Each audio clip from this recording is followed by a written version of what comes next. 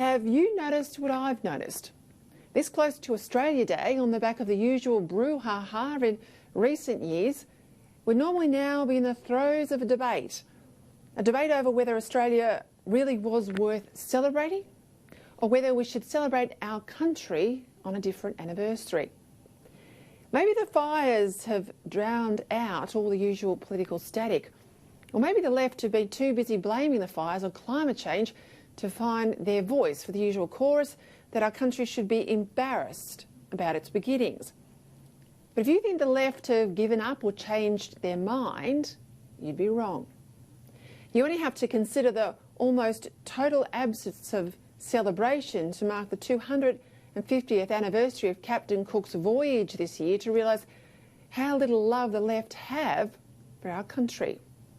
Cook, of course, was one of the greatest ever explorers and a man of remarkable humanity. Yet instead of opening Australia up to the modern world and celebrating that, the left, in their eyes, poor old Cook, well, he marked the beginning of our country's racist exploitation. Hence the remarkably low-key anniversary, with just a refurbished historical precinct at Kurnell and a reenactment of the voyage around Australia that Cook never actually made in a replica Endeavour ship. And herein lies the real problem: a lack of realism about the facts of both our Indigenous and non-Indigenous history, white settlement, because that's what it was, as well as a lack of realism, honesty, if you like, about Indigenous and non-Indigenous Australia today. Nonetheless, even in this climate, just occasionally, someone turns up to bring some balance to our national debate.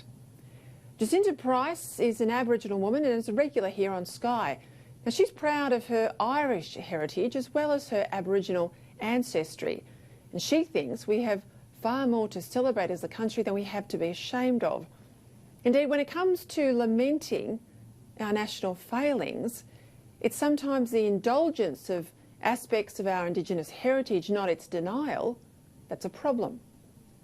In today's Australian newspaper, Price tells the shocking story of human rights violations right here in our own country, involving the tolerance by Indigenous communities and the rest of us of the abuse of 13 and 14-year-old girls, so-called married to 40 and 50-year-old Aboriginal men under Aboriginal customary law.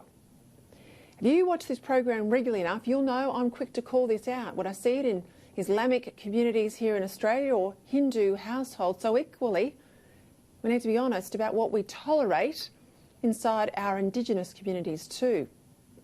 As Price highlights today, it's shocking enough that almost a quarter of all partner homicide victims here in Australia are Indigenous, when Indigenous people are under 5% of Australia's overall population. But at least in this case, the law doesn't excuse murder just because the murderer and the victim might be Indigenous.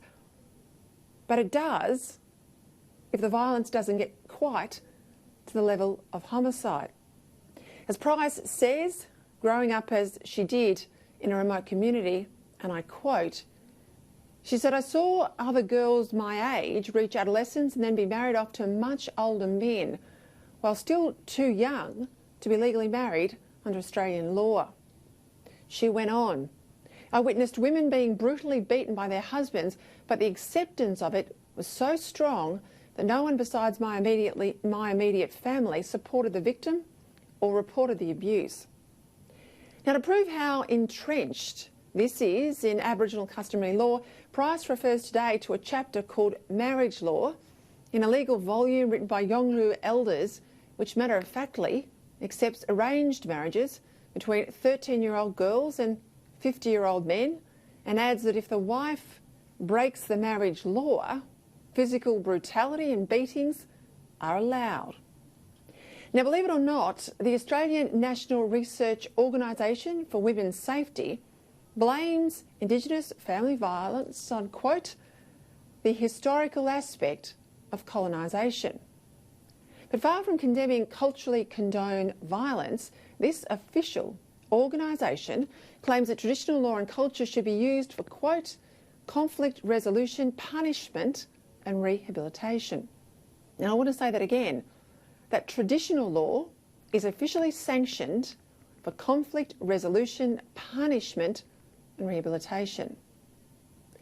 Now I'm one of the first to concede that European settlement wasn't all good for Aboriginal people. And we've seen this over the summer, haven't we? That Aboriginal people have much to teach the rest of us when it comes to living on a dry continent. But our British heritage has taught us much to be proud of too, especially when it comes to equality of men and equality of women. But that's the whole Australian story, isn't it? Indigenous, British and migrant. The good, at least as much as the bad, should be acknowledged and celebrated every Australia Day.